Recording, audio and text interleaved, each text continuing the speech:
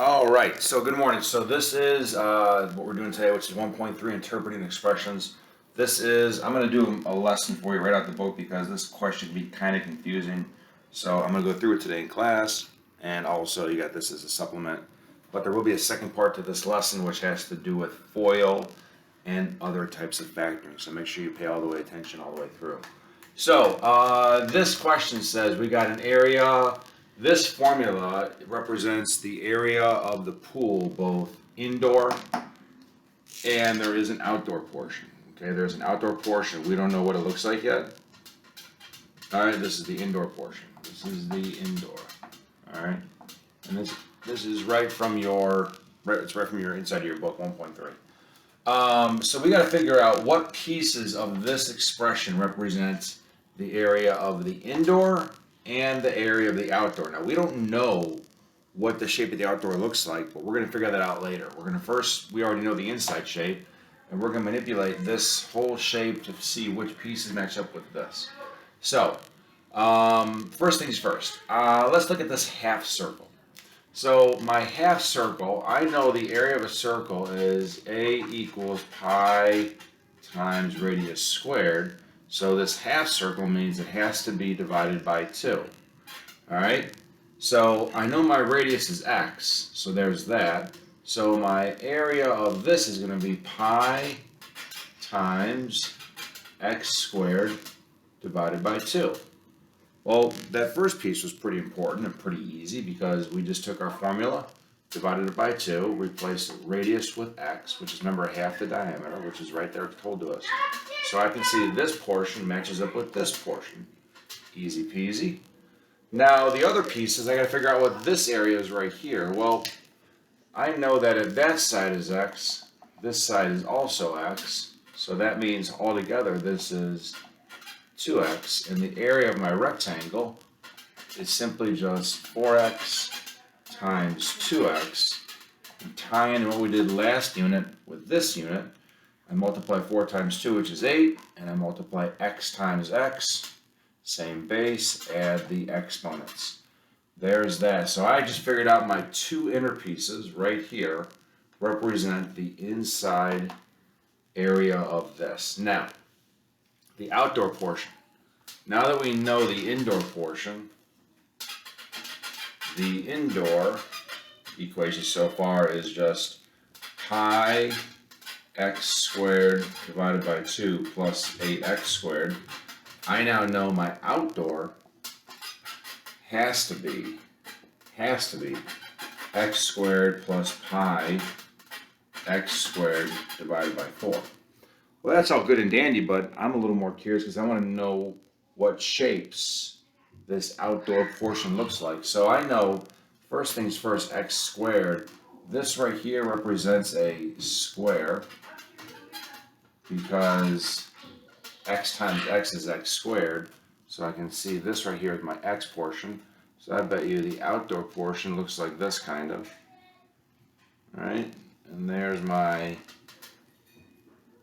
poor example of a square, but use your imagination. You know that this is a square. I'm not a good drawer. And pi x squared divided by 4. Well, if half of a circle is divided by 2, then I guess a quarter of a circle would be divided by 4.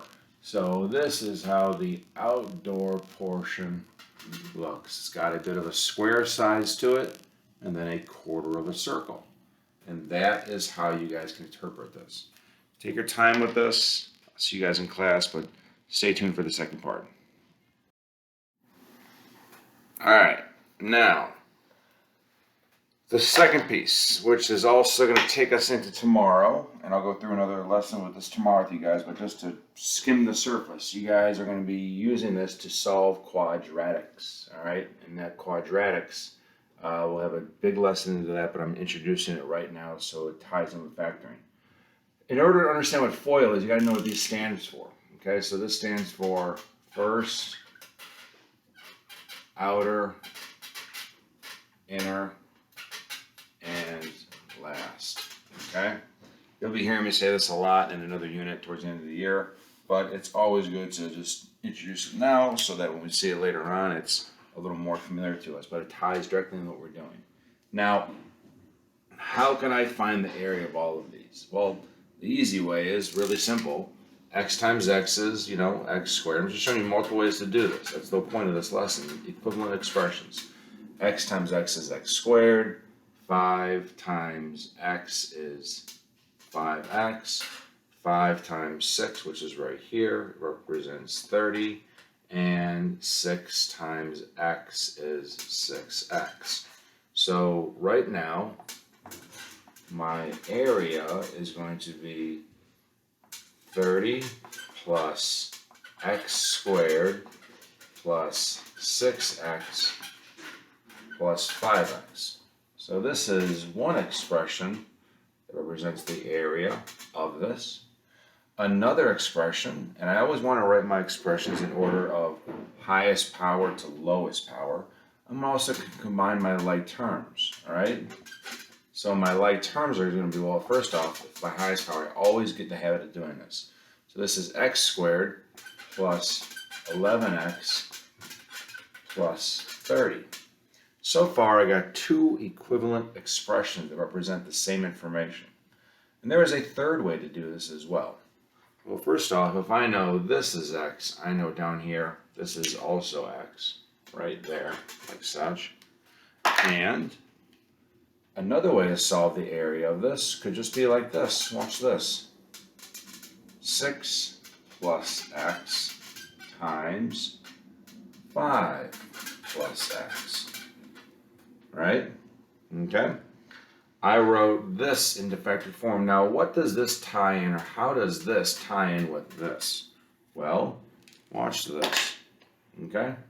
First means you're taking your first number and multiplying it by the first of the other one. And your area is 30 outer. These are considered your outermost numbers, right? And I'm doing this times this. If you got to draw arrows and lines so you don't mess yourself up, by all means do that. So this is plus 6x. Inner. These are your innermost numbers. X times 5 is plus 5x. And last but not least is your last. These are also considered your last numbers of each parentheses. So you're doing x times x, which is plus x squared. And again, to always write your answers in order from highest power to lowest power, you always start with the x squared term. This is x squared plus 11x plus 30. So you just saw a lot of different ways to do this. And this was an introduction today. Tomorrow we're going to dive deep into this, but now you have a little taste of it, and you'll see some problems in today's work. This right here, this is called a quadratic because this has a power 2. It's not exponential, it's quadratic. All right, we'll be diving deep into that later. I will see you all in class.